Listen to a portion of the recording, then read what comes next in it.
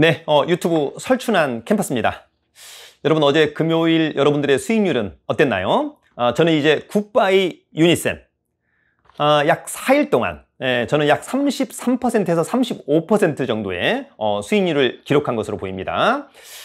일단 전량 매도를 했고 다음 주 화요일 정도에 수익이 난 부분은 제 4의 계좌로 넘어간다고 하는 점, 여러분들도 수익이 나시면 무조건 재투자를 다 하시는 것보다는 일부는 또 재투자, 그래서 볼륨을 키워나가는 것, 그 다음에 제2의, 제3의 계좌로 옮겨놓는 것, 그래서 또 다른 걸 투자해보는 그런 여러분들이 되시기를 진심으로 기원드리도록 하겠습니다.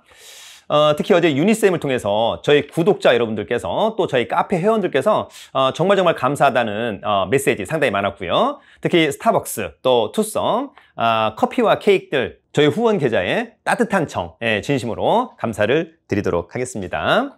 사실 여러분 주식이 떴다라고 해서 저의 도움은 큰 의미가 없다라고 보여집니다. 다만 저로서는 최선을 다해서 종목을 발굴해서 여러분들에게 공개를 하는 거고요. 여러분들 스스로가 어떤 그런 필터링의 어떤 능력, 이것이 저는 탁월했다, 이렇게 정리를 하도록 하겠습니다. 어쨌거나 여러분들께서 전부 다 수익이 많이 났다라고 하는 이야기를 듣고 상당히 큰 보람과 뿌듯함을 느낀다. 앞으로 들으면 계속해서 큰 수익을 내기를 진심으로 기원드리도록 하겠습니다.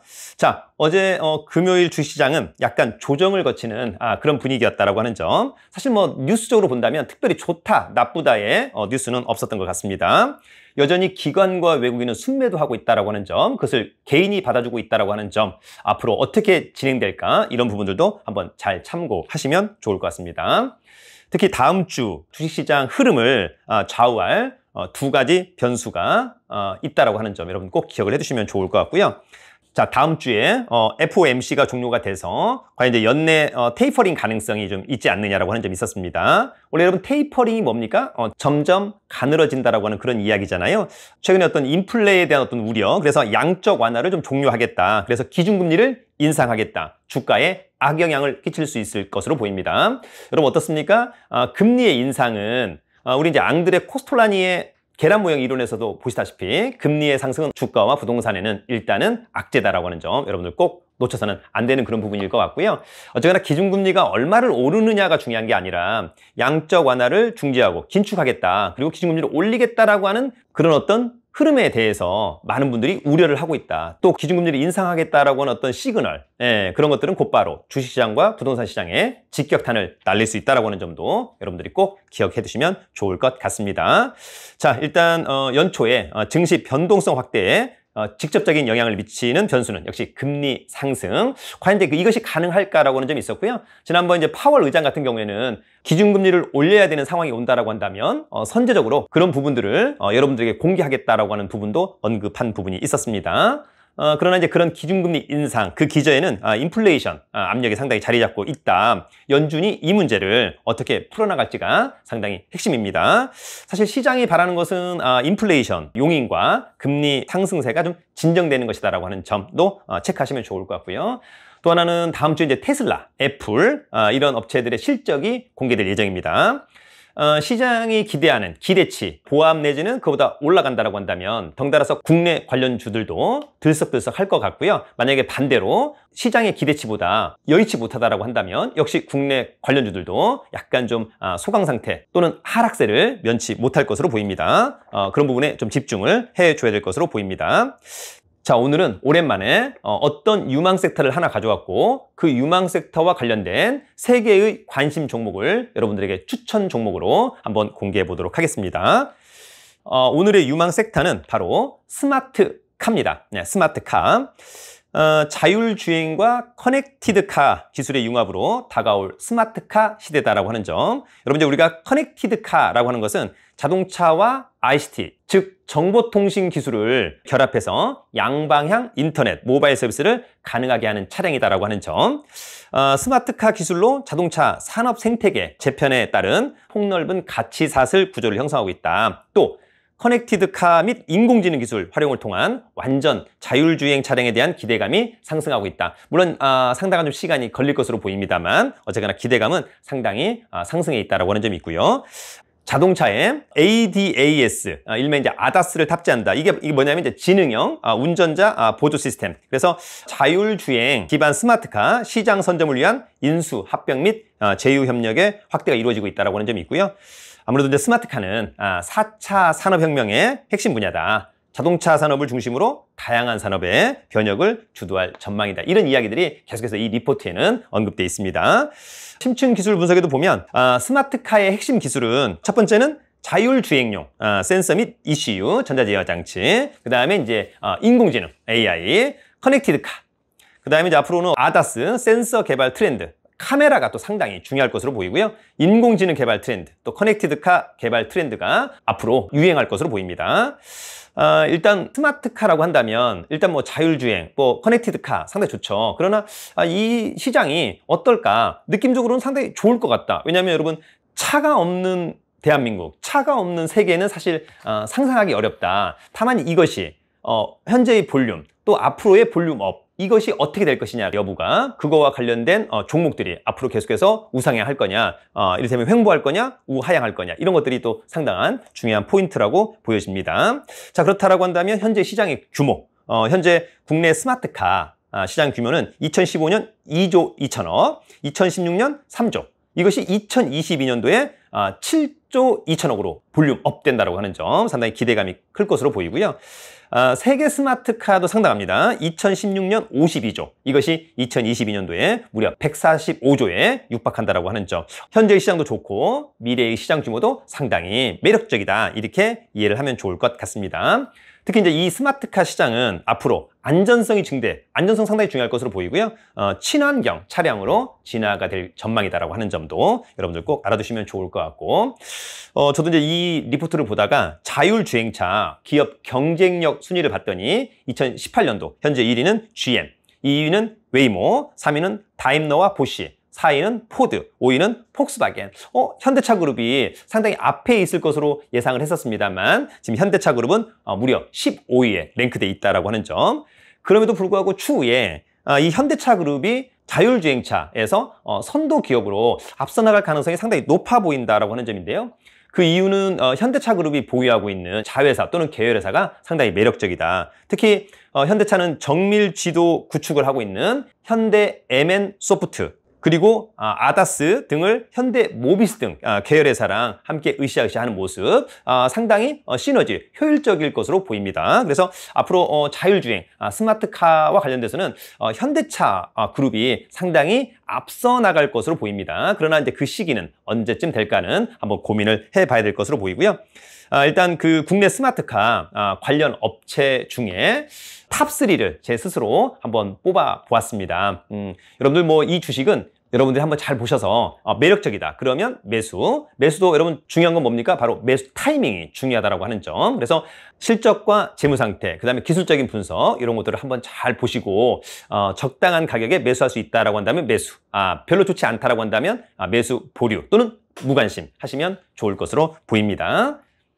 자, 여러분 그러면 오늘 스마트카와 관련된 관련 종목 또는 추천 종목 첫 번째 종목은 바로 세코닉스입니다. 뭐라고요? 세코닉스. 자, 일단 여러분 세코닉스는 광학 렌즈 회사입니다. 특히 현대 모비스에 납품을 하고 있다. 차량용 카메라 개발하고 있다고 하는 점이 있고요. 특히 차선 인식, 차선 유지 지원 등의 기술을 개발 중에 있다고 하는 점, 세코닉스의 미래가치 상당히 좋다고 하는 점이 있고요. 실적은 상당히 좋아지고 있고요. 현재 재무 상태는 양호하다고 하는 점, 마지막으로 기술적인 분석. 자, 여러분 세코닉스의 일봉입니다. 한 2, 3개월 전에 대량 거래 주가 올랐다가 조정 횡보 어떻습니까? 다시 유의미한 거래량, 특히 이런 대량 거래 때 무조건 매수를 했어야 되는 것이 아니냐 이런 생각이 들고요. 최근에 대량 거래가 엄청납니다. 다만 주가가 한번 포텐 터졌다가 윗꼬리 달고 약간 음봉들 5일 이동 평균선에 어떻게 달 거냐 또는 깨질 거냐 안 깨질 거냐 여부 상당히 중요한 포인트가 될 것 같고요. 사는 타이밍은 거래가 늘어나면서 오히려 주가가 올라가는 타이밍에 매수하는 것도 나쁘지는 않아 보이고, 지금은 단기적으로 5일 이동 평균선 타고 깨질 거냐 안 깨질 거냐 이걸 한번 잘 보시면 좋을 것 같습니다. 주봉은요. 자, 여러분 세코닉스의 주봉입니다. 상당히 아름답습니다. 상당히 의미 있는 좋은 거래량, 또 좋은 거래량. 자, 거래량을 실으면서 주가가 상승하고 있다고 하는 점이 있고요. 자, 현재의 매물대는 없다라고 하는 점, 주봉상으로 윗꼬리가 좀 있습니다만 주봉상으로는 어떻습니까? 바로 갈 수도 있고 조정하면서 갈 수도 있고, 그러나 이제 이미 세력의 매집은 개인적으로 거의 끝나지 않았는가 이런 생각이 듭니다. 다시 한번 재차 상승하는 타임 한번 잘 잡으셨다가 여러분들도 한번 매수해서 수익을 내보시면 좋을 것 같습니다. 세코닉스. 자, 여러분, 스마트카와 관련된 두 번째 추천 종목은 바로 MC넥스입니다. 뭐라고요? MC넥스. 자, 여러분, 먼저 이제 MC넥스는 영상 전문 기업입니다. 휴대폰용 또는 자동차용 카메라 모듈 주력 제품을 생산하는 업체다라고 하는 점. 특히 이제 자율주행 매출액이 2천억이 넘는데 퍼가 7밖에 되지 않는다라고 하는 긍정적인 리포트가 많이 나오고 있고요. 올해만 벌써 리포트가 4개 이상 나왔다라고 하는 것은 MC넥스의 기대감, 또 시장에서의 관심도 상당하다, 이렇게 정리하시면 좋을 것 같습니다. 일단 실적과 재무 상태가 상당히 좋다라고 하는 점이 있고요. 마지막으로 여러분 기술적인 분석.